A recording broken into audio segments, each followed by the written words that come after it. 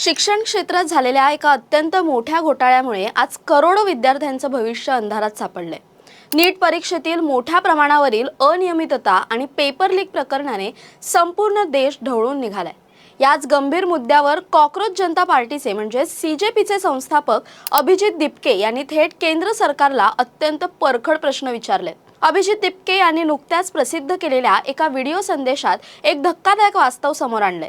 ते म्हणतात की नीट परीक्षेतील या भोंगळ कारभारामुळे लाखो विद्यार्थ्यांच्या वर्षानुवर्षांच्या मेहनतीवर पाणी फिरले। सर्वात दुर्दैवी बाब म्हणजे या पेपर लीकमुळे मानसिक ताण सहन न होऊन काही विद्यार्थ्यांनी आत्महत्येसारखे अत्यंत क्लेशदायक आणि टोकाचं पाऊल उचलले।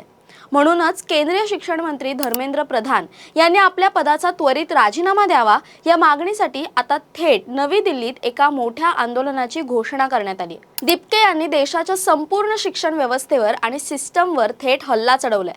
त्यांचा सवाल आहे की इतकी मोठी घोड चूक आणि ब्लंडर होऊनही जर देशाचे शिक्षण मंत्री राजीनामा देत नसतील तर याचा सरळ अर्थ काय?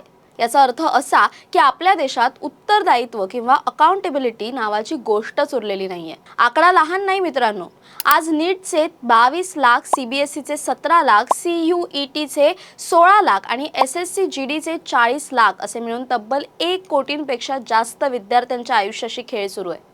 या सर्व विद्यार्थ्यांना आज आपल्या भविष्याची चिंता सतावते आणि म्हणूनच 8 लाखांहून अधिक विद्यार्थ्यांनी आधीच त्यांच्या याचिकेवर स्वाक्षरी करून या राजीनाम्याची मागणी केली आहे। या आंदोलनामुळे त्यांना अटक होण्याची किंवा तुरुंगात जाण्याची भीती देखील वर्तवली जाते।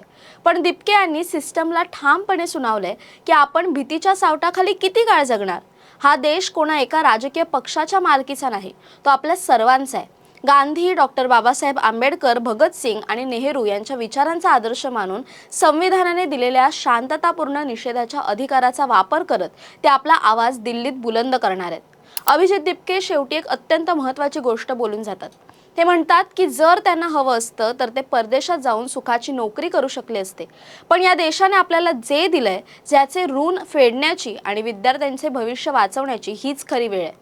मित्रहो, हा लढा केवळ एका परीक्षेचा नाही तर आपल्या देशातील न्याय व्यवस्थेचा आणि पारदर्शकतेचा आहे। या संपूर्ण प्रकरणावर तुम्हाला काय वाटतं कमेंट्समध्ये तुमच्या प्रतिक्रिया नक्की सांगा आणि विद्यार्थ्यांच्या या हक्काच्या लढ्यासाठी हा व्हिडिओ जास्तीत जास्त शेअर करा।